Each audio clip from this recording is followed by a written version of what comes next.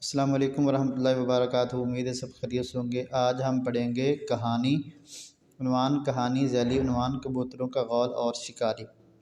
ایک جنگل میں جنگلی کبوتروں کا ایک گروہ رہتا تھا۔ اس گروہ کے تمام کبوتر صبح ہوتے ہی دانے کی تلاش میں اکٹھے نکل جاتے، سارا دن جنگل میں گھومتے پھرتے، دانہ چگتے اور شام اکٹھے واپس اپنے گھونسلوں کی طرف آ جاتے۔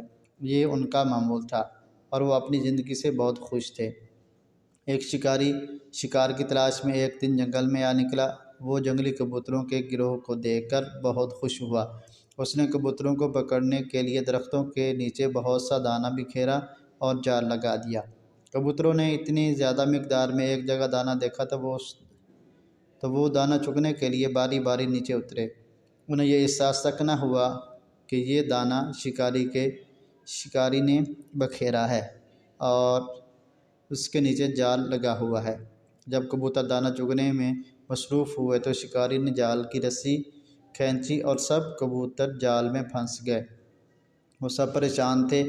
ان کی سمجھ میں کچھ نہیں آ رہا تھا کہ وہ کیسے اس جال سے رہائی حاصل کریں۔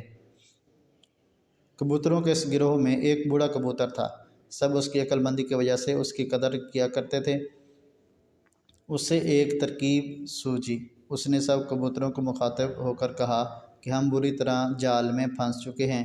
اب ہمارے پاس بچنے کا ایک ہی راستہ ہے کہ ہم سب متحد ہو کر اکٹھے اڑنا شروع کریں۔ اس طرح ہم جال سمیت اڑنے میں کامیاب ہو جائیں گے۔ سب نے بوڑھے کبوتر کی ہدایت پر عمل کیا اور سب متحد ہو کر اکٹھے اڑے۔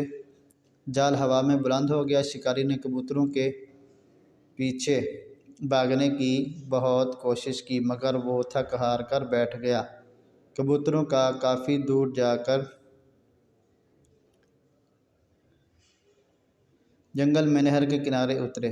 کبوتر کافی دور جا کر جنگل میں نہر کے کنارے اترے، جہاں ان کا ایک دوست چوہا رہتا تھا۔ چوہے نے اپنے تیز دانتوں سے اس جال کو کاٹ دیا۔